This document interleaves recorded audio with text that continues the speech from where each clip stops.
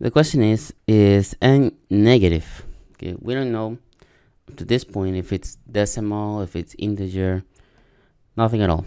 Just the question is if it's negative or not. Statement 1 says that n cubed times 1 minus n squared is less than 0. Okay. Now, what can I do here? I can see that I can multiply and say n cubed minus n to the power 5 is less than 0. So n cubed is less than n to the power 5. Okay. Now, what else can I do here? I can simplify, but in order to simplify, I would need to assume signs. Okay. Let's say that n is positive. Okay, if n is positive, if I assume that n is positive, then n cubed is positive and n to the power 5 is also positive. Now, I'm not going to take into consideration if n is 0, because if this is true, then n cannot be 0, because if n were 0 here, the product will all be 0, and that wouldn't be negative. Okay, so I'm just going to try with positive and negative, not 0. If n is positive, then both are positive.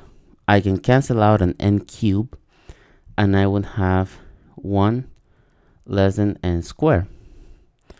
Now, if I take out the square root of both, I will have 1 less than absolute value of n. But I am assuming that n is positive, so this would be 1 less than n. N would have to be greater than 1 if I am assuming that n is greater than 0. So it would have to be like this. Now, if I assume that n is less than 0, and I still simplify the n cubed, both would be negative. So after simplifying, the sign of the inequality would change. I would get 1 greater than n squared. Now, I can also take the square root and say 1 is greater than absolute value of n. And since I am assuming that n is negative, I can work with the absolute value. That would give me 1 greater than negative n, and I multiply this all by minus 1. This would be negative 1, change of sign, n. So n would have to be greater than negative 1, but not until infinity, just until it's negative. So I'm going to add this from this restriction. So here I would have negative 1, 0.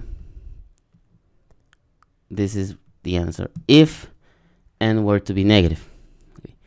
So with statement 1, is n negative? Could be, or could maybe be positive. So we have two answers, not sufficient. Statement 2 says that absolute value of n is less than 1. Now this is a common case. We can open this up to the center, right? Negative 1 and 1, and that would mean that n is between negative 1 and 1. So is it negative? It could be negative, but it could also be positive. Not sufficient. Now both the statements at the same time, we need to work with the intersections. Now statement 1 gives me, let's see, negative 1, 0, 1. It gives me this area and this area. And statement 2 gives me this area. The intersection is only here, right? Because from 1 to the left or to the right, there is no intersection. The only intersection is here. And that answers that n is between negative 1 and 0, so it's definitely going to be negative.